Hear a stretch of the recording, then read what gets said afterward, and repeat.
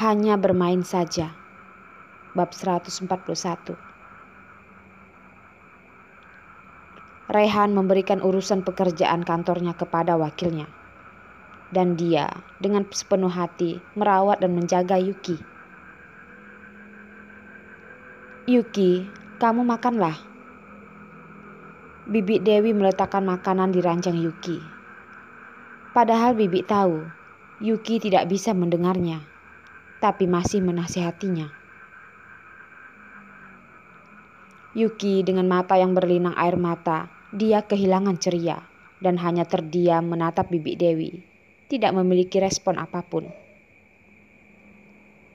Yuki terlihat makin kurus, seperti sebuah bayangan. Hati Rehan sangat khawatir, namun dia tidak tahu bagaimana menebus kesalahannya itu. Kalau dia mati, Yuki mungkin akan sedikit lebih bahagia. Dia lebih rela kalau dia mati. "Yuki, kamu makanlah. Tunggu kondisi kesehatanmu membaik. Aku akan merelakan kamu pergi. Aku berjanji, aku tidak akan mengganggu kamu lagi. Makanlah ya."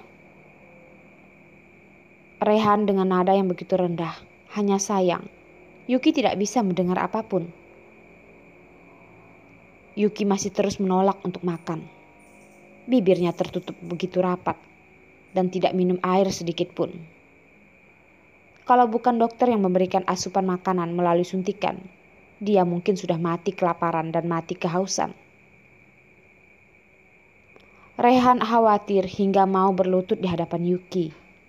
Dengan menuangkan gelas, dia minum air segelas dan langsung mencium bibir Yuki. Yuki awalnya ingin mengelak, namun kepalanya malah dipegang erat oleh Rehan, sehingga dia tidak bisa mengelak lagi. Melihat dengan cara ini Yuki baru minum, Rehan pun sedikit memiliki sukacita yang tak terduga.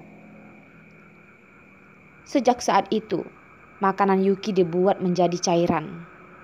Kedelai, susu, jus sayuran, semua bubur yang mengandung gizi dan protein dibuat menjadi cairan. Rehan menelan makanannya dan kemudian mencium Yuki, memberi dia makanan. Yuki awalnya ingin mengelak, tidak ingin menerima asupan makanan apapun dari mulut Rehan. Namun dia merasa mengelak juga tidak bisa. Dia hanya bisa merelakan Rehan melakukan apapun terhadapnya. Yuki sungguh begitu rapuh. Pria seperti Rehan sungguh membuat hatinya menjadi berkeping-keping. Dia sama sekali tidak akan memberikan kesempatan apapun kepada Rehan. Cuaca mulai berubah menjadi lebih hangat. Musim semi telah datang. Kakek Rehan menelpon dari Amerika. Segera mendesak Rehan untuk masuk ke kantor. Jika tidak masuk kantor lagi, jangan harap menjadi cucunya lagi.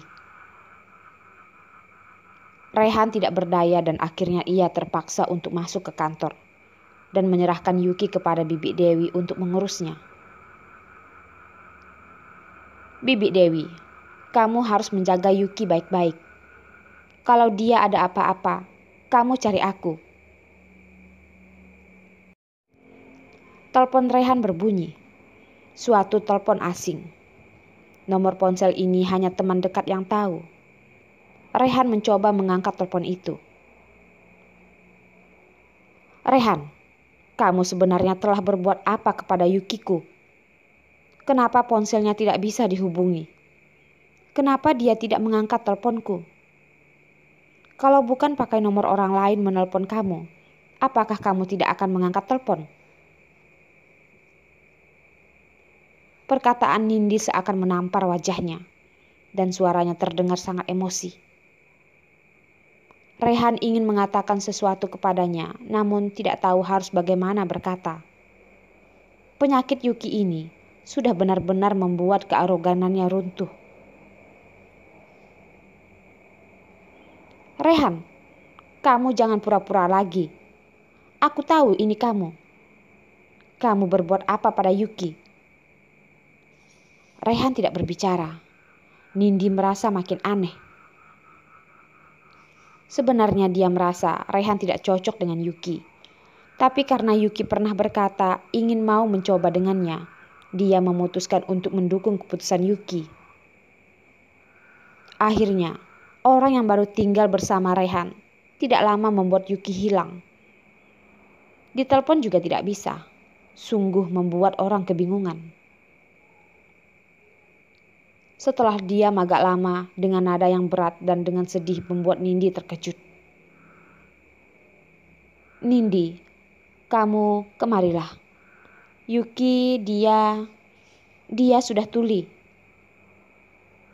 Kata-kata yang susah diucapkan ini membuat Rehan memutuskan telepon. Dia begitu tidak bisa menerima. Wanita yang begitu kuat sekarang berubah menjadi seorang tuli yang kurus dan begitu pucat.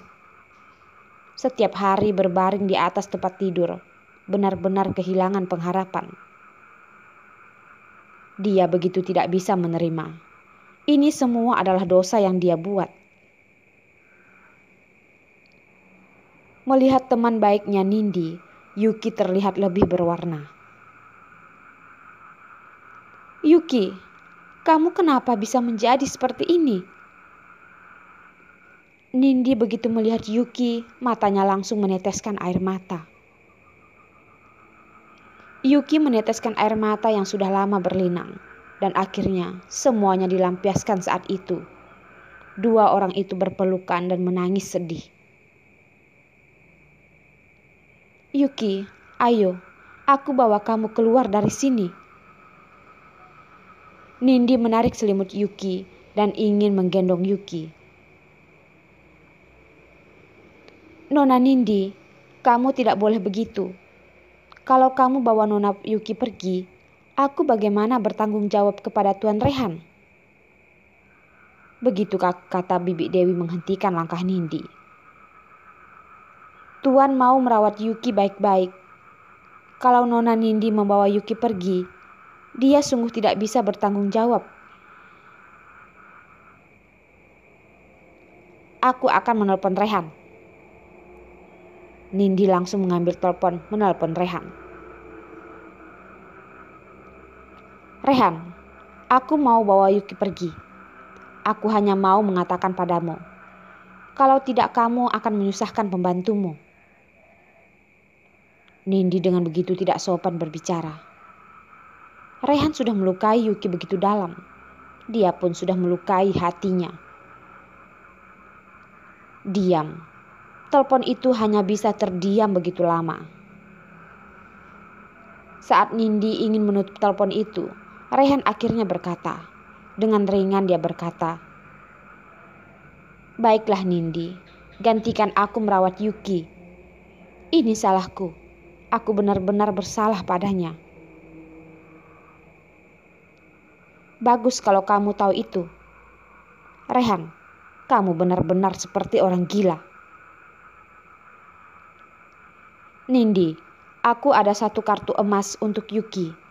Di dalam laci sebelah jendela. Kamu bantu aku simpan. Uang ini cukup untuk memenuhi kebutuhan Yuki seumur hidupnya. Aku mohon, kamu rawat dia. Suara Rehan terdengar serak dan seperti agak gemetar. Jangan kira aku akan terima. Kamu berhutang banyak pada Yuki.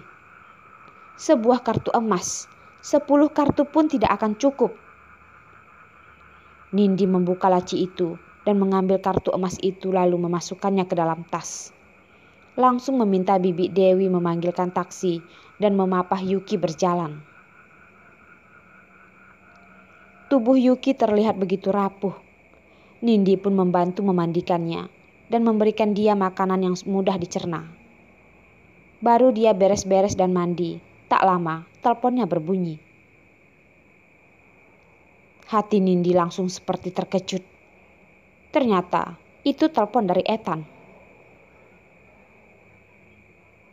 Nindi, aku di bawah rumahmu. Apakah aku bisa bertemu denganmu? Setelah perjalanan air panas berakhir, Ethan juga pergi dinas. Setiap hari begitu sibuk dan tidak punya waktu untuk menghubungi Nindi. Waktu dia naik pesawat kembali ke kota C, dia baru menyadari dirinya begitu merindukan Nindi. Begitu turun dari pesawat, meminta ke supir untuk mengantarkan dirinya menemui Nindi. Nindi begitu ragu, namun dia ganti baju dan tetap turun ke bawah. Nindi, Ethan tiba-tiba tidak tahu harus berbicara apa. Muka Nindi yang begitu dingin membuat dia kebingungan. Tuan Ethan, kamu sengaja mau memanfaatkan aku lagi untuk kesenanganmu. Wanita di luar sana sudah tidak bisa ya menyenangkan kamu lagi, sehingga mengharuskan kamu untuk mencariku lagi. Perkataan Nindi itu memang begitu pedas dan menyakitkan. Nindi, jangan marah. Ethan sama sekali tidak tahu mengapa Nindi marah. Sudah lama tidak menghubunginya. Nindi merasa Ethan hanya main-main saja. Tidak, aku sebenarnya juga tidak berhak marah ke kamu. Kita sama sekali tidak ada hubungan. Hanya pertemuan semalam saja. Sekarang semua jalan sendiri-sendiri. Ini adalah hal yang wajar. Kamu yang berpikiran aneh. Hubungan semalam. Ethan mengerutkan keningnya. Kenapa wanita ini bisa mengira hubungan mereka hanya hubungan seperti itu saja? Memangnya bukan? Memangnya kamu berharap lebih dari itu? Maaf, aku tidak punya waktu.